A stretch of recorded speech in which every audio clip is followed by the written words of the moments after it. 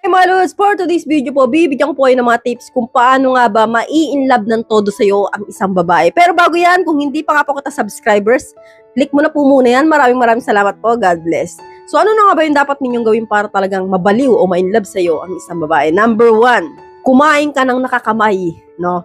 Napaka-importante, lods, na pag kayo ay kumakain nakakamay kayo, huwag kayong gagamit ng kutsara, no? So, alam niyo po, lods, ang ibig kong sabihin dito, no? Hindi po, lods, yung kakain kayo ng ulam, no? Alam niyo yung kinakain yung paborito yung pechay, no? Yung pechay na gulay, di ba? Paborito nyo kainin yung mabulaklak. O pag kumain po kayo ng ganon, no? Kailangan po nakakamay, no? Kailangan sabay, no?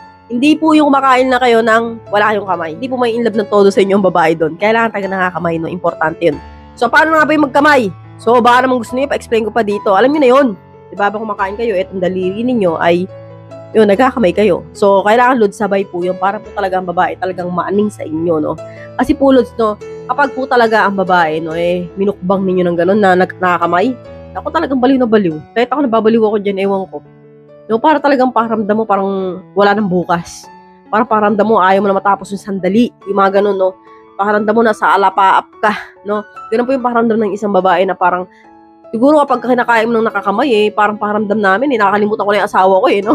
Yung pala si kumpare pala yung kaanuhan ko. Kala ko naman asawa ko.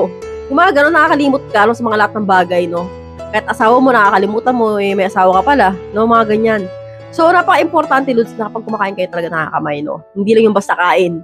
So, proceed na po tayo agad sa number 2. Kailangan, lods, lapirutan ninyo yung jolin, no? Kailangan po, importante po yan na talaga nga namang kapag po kayo inambuburat siya ng isang babae, lods, ay kailangan lapirutin ninyo yung bundok taal, yung jolin, no? Kasi po, lods, no, doon po talaga ang L ng isang babae. Napaka-importante, lods, na nilalaro nyo yun. Maganda nga, lods, lahat ng kami ninyo gumagana, no?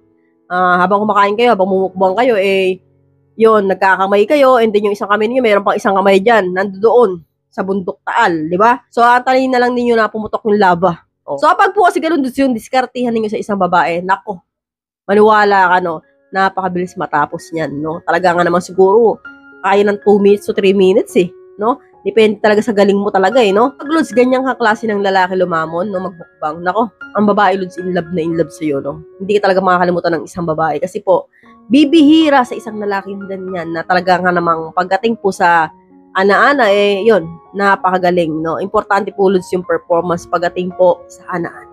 Kailangan po, lods, na importante, tumatak ka sa isip ng babae. Para po talagang mabaliw siya sa'yo at ma-inlove siya ng todo sa'yo. Yun po talaga ang isang kinaiinlabad ng babae sa isang lalaki.